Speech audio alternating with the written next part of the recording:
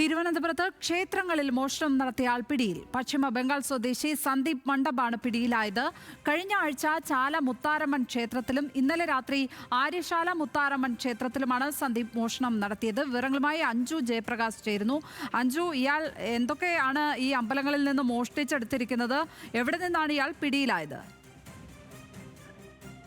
ലക്ഷ്മി, കഴിഞ്ഞ ആഴ്ച ചാല മുത്താരമ്മൻ ക്ഷേത്രത്തിലാണ് ഇയാൾ ആദ്യമായി മോഷണം നടത്തുന്നത്. ആ മോഷണം നടത്തിയതിന് പിന്നാലെ പ്രതി ഒളിവിലായിരുന്നു.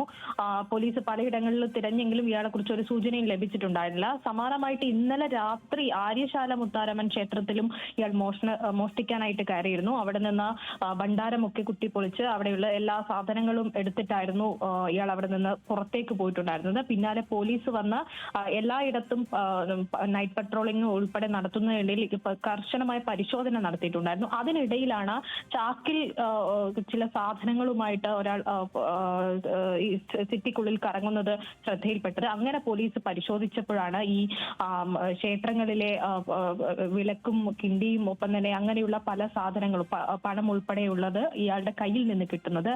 അങ്ങനെയാണ് ഇയാളാണ് കഴിഞ്ഞ ആഴ്ച ചോദ്യം ചെയ്യുന്നതിനിടയിലാണ് കഴിഞ്ഞ ആഴ്ച ചാല ക്ഷേത്രത്തിലും ഇയാൾ മോഷണം നടത്തിയത് വിവരം പോലീസിന് ലഭിക്കുന്നത്. ഫോർട്ട് പോലീസാണ് പ്രതിയെ പിടികൂടിയത്.